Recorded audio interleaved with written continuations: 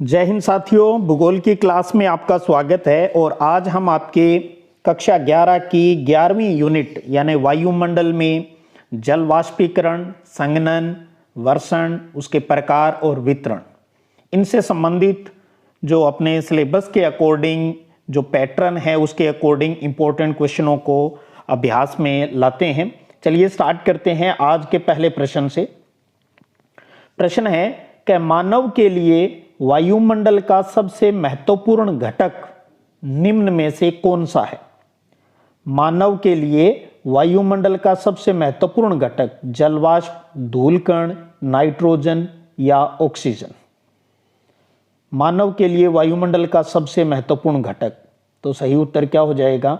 वो है ऑक्सीजन। अगला प्रश्न देखिए, निम्न में से वह प्रक्रिया कौन सी है जिसके द्वारा जल द्रव से गैस अवस्था में बदल जाता है?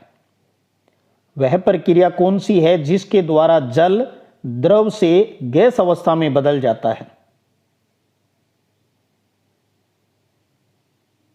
संघनन, वाष्पीकरण, वाष्पोत्सर्जन या अवक्षेपण? तो वो उत्तर है सही अपना वाष्पीकरण।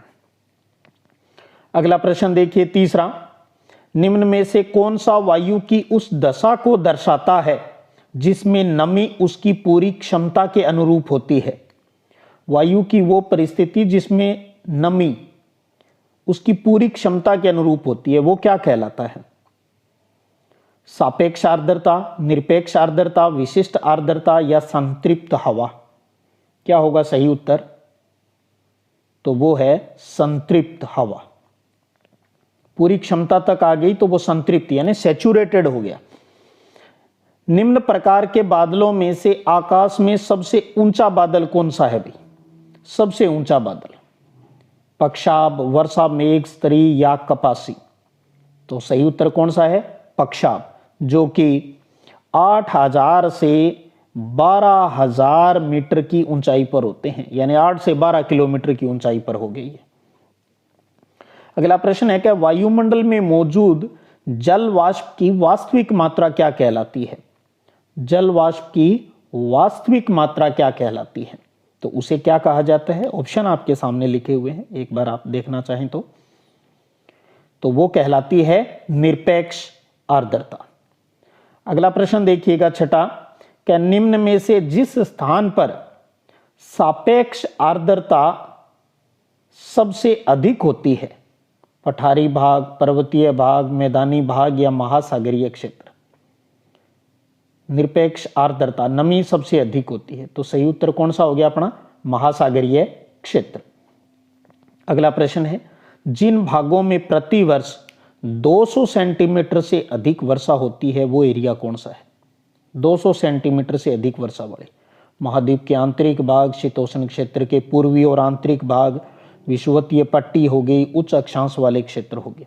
तो सही उत्तर क्या रहेगा? वो है अपनी विषुवत रेखीय जो पट्टी है।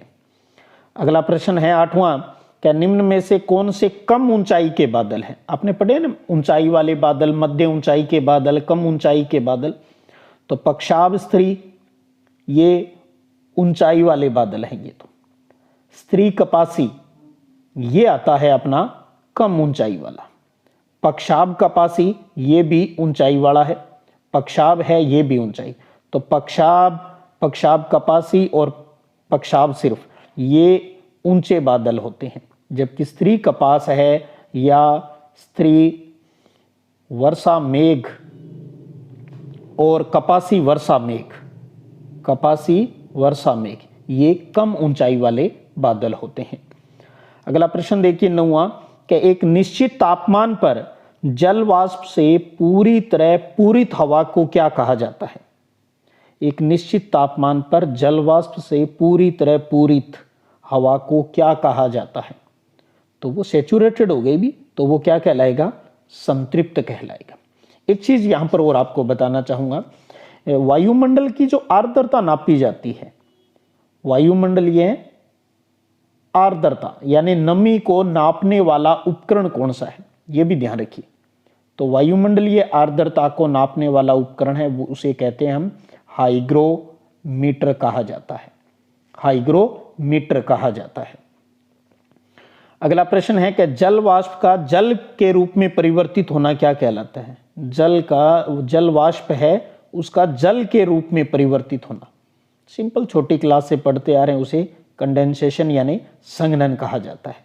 पानी का भाप बनना वो वाष्पीकरण है और भाप का वापस पानी बनना वो संघनन का उदाहरण है।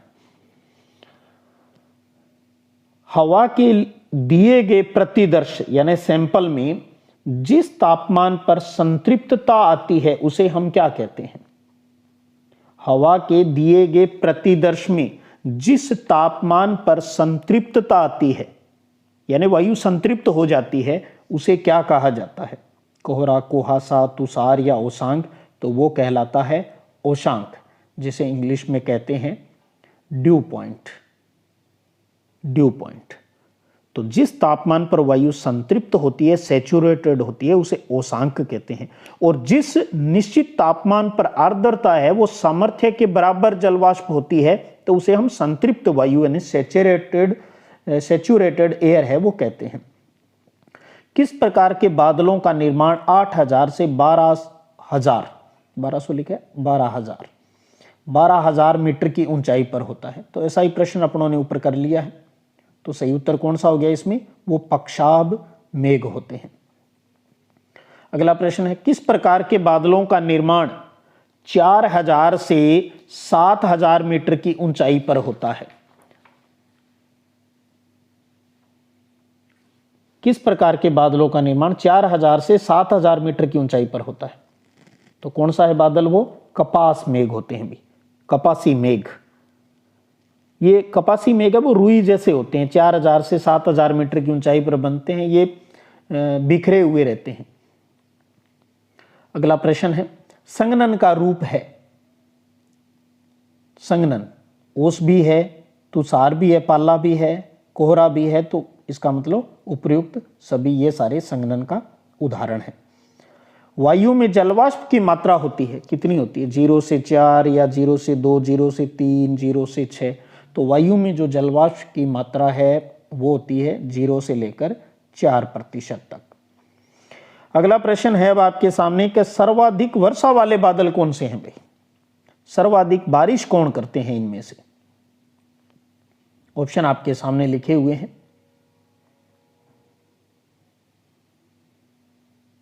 तो सर्वाधिक बारिश करने वाले जो हैं वो हैं कपासी वर्षा वाले मेघ। निम्न में से कौन सा मेघ सर्वाधिक ऊंचाई पर पाया जाता है? वही पहले रिपीट हो गया क्वेश्चन, पक्षाभ। 8000 से 12000 मीटर यानी 8 किलोमीटर से 12 किलोमीटर ऊंचे। अगला प्रश्न है कि निम्न में से किस प्रदेश में प्रमुख रूप से स्वहनिक वर्षा होती है? प्रमुख रूप से स्वहनिक वर्षा कहाँ होती है? भूमध्य सागरीय प्रदेश, भूमध्य रेखीय प्रदेश, टेगा प्रदेश या टुंड्रा प्रदेश? तो वो हो गया अपना भूमध्य रेखीय प्रदेशों के अंदर। वृष्टि छाया प्रदेश किससे संबंधित है? वृष्टि छाया प्रदेश तो वो है पर्वतीय वर्षा से संबंधित है भी। अगला प्रश्न है कि निम्न में से किस प्रदेश में वर्ष भर वर्षा होती है? भूमध्य रेखीय, भूमध्य सागरीय, मानसूनी या टुंड्रा प्रदेश?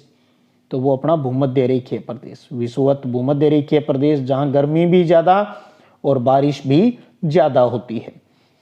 अगला प्रश्न है कि शीतकाल में भारत के उत्तर पश्चिम भाग में वर्षा होने का प्रमुख कारण क्या है? सर्दियों में जो भारत के उत्तर पश्चिम भागों में जो बारिश होती है उसका मुख्य कारण क्या है भी? वो है पश्चिमी विक्षोभ। सर्दियों में पश्चिमी विक्षोभ के कारण है वो बारिश होती है। अगला प्रश्न है कि निम्न प्रदेशों में से किस में शीत ऋतु में मुख्यतः वर्षा होती है? सर्दियों में बारिश मुख्यतः कहां होती है? मानसूनी प्रदेश, उत्तरी पश्चिमी यूरोपीय प्रदेश, भूमध्य सागरीय प्रदेश या सवाना घास भूमि प्रदेश? तो वो है भूमध्य सागरीय प्रदेश। यहां सबसे ज्यादा इसी की वजह से तो अपने उत्तर पश्चिमी भारत के अंदर है वो पश्चिमी विक्षोभ आते हैं। अगला प्रश्न है कि बादलों की रचना के लिए निम्न में से कौन सा मुख्य कारक है? बादल बने उसके लिए क्या जरूरी है? धूलकण, धुआं, गैस, जल वाष्प। तो इसके लिए सबसे ज़्यादा जरूरी है वो है जल वाष्प। तो बादलों की रचना के लिए कौन सा मुख्य कारक है, तो वो है जल वाष्प। तो ये थे आज के अपने इस 11वीं यूनिट वायुमंडल में जल वाष्पीकरण, संघनन और वर्षण से संबंधित क्वेश्चन। उम्मीद करता हूं आप जरूर इनसे लाभान्वित हुए होंगे, कुछ जरूर नई चीज सीखने को मिली होगी।